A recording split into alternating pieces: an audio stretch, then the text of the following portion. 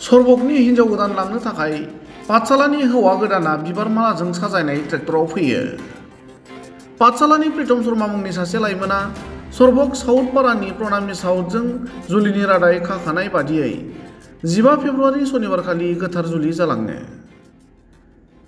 पाठशालानि सासे आबादारिनि फिसाज्ला प्रितम शर्माया बिबार मालाजों साजायनाय ट्रेक्टराव हौवा गोदाननि गानजोमजों सरबक साउथपारानि हिन्जाव गोदान प्रणामि साउथखौ लांनो फैयो।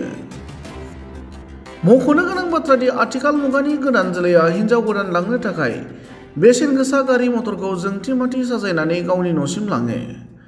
नाथाय बेबादि समावनो बजालि जिल्ला सिंनि पाठशालानि प्रितम शर्माया बेसेन गोसा गारिनि सोलायै गंसे ट्रेक्टरनि जोहै हिन्जाव गोदानखौ लानानै थाङो। गुबुन फारसेथिं हौवा गोदाननि फारसेनिफ्राय ट्रेक्टरजों हिन्जाव गोदान लांनो फैनाय समाव साउथपारा गामिनि रायजो राजाफोरा नायनो होंगो दोंगो जायो। सरबकनिफ्राय पुरन देउरिनि रिपर्ट, समनि रादाब। नमस्कार, मोर नाम प्रीतम शर्मा। मैं पाठशालार পৰা আহিছোঁ।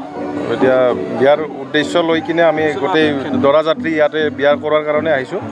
কনসেপ্ট মোৰ ফ্ৰেণ্ড নিপু আহমেদ ইয়াৰে অৰ্গেনাইজাৰ হয়। আমি এনেকৈ বহি থাকোঁতে বস্তুটো আলোচনা হ'ল, হৈ কিনে ভাবিলোঁ যে বস্তুটো ইমপ্লিমেণ্ট কৰিলে কেনেকুৱা হয়, এবাৰ ট্ৰাই কৰি চাওঁ। এতিয়া সেই হিচাপে কৰা গৈছে। এতিয়া ৰাইজে ক'ব বস্তুটো কেনেকুৱা পাইছে।